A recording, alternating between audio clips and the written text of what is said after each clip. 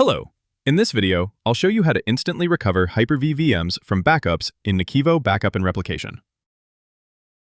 You can use the Flash VM boot feature to instantly boot and run Hyper V or VMware VMs directly from backups without first recovering the VMs. When you boot a VM from a backup, NAKIVO Backup and Replication creates a new VM on the target server. Once the VM is running, you can then migrate it to production for permanent recovery. Note that any changes you make to the booted VM do not affect the original backup. To start, make sure you have a backup of the machine you would like to recover. You can watch our previous walkthroughs on how to add Hyper V servers to the NAKIVO solution and how to create a backup job. To start the recovery, go to Data Protection and select the completed backup job of the machine. Click the Recover button and select Flash Boot from Microsoft Hyper V under Hyper V Full Recovery. This will launch the Flash Boot job wizard for Hyper V.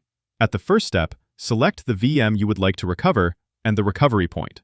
You can choose the latest recovery point or any other point in time. You can choose the table or calendar view. Click Next to proceed. At the destination step, specify the container, path, and network of the recovered machine. If you are recovering multiple VMs with a single job, you can specify different settings under Advanced Setup. Select each VM to expand and see the list of available options. When ready, click Next. Proceed by choosing to schedule this job or run it on demand, and click Next. Last, at the Options step, specify a name for the job name and set the priority with 1 being the highest. You can also enable Screenshot or Boot VM verification. If you want to scan the VM data before you recover, you can enable the malware detection. For the recovered VM options, you can specify VM names by appending -recovered in the end. Leave the recovered VM names as they are, or enter a custom name for the booted VM. Select whether to generate new MAC addresses or not, as well as the VM power-on behavior.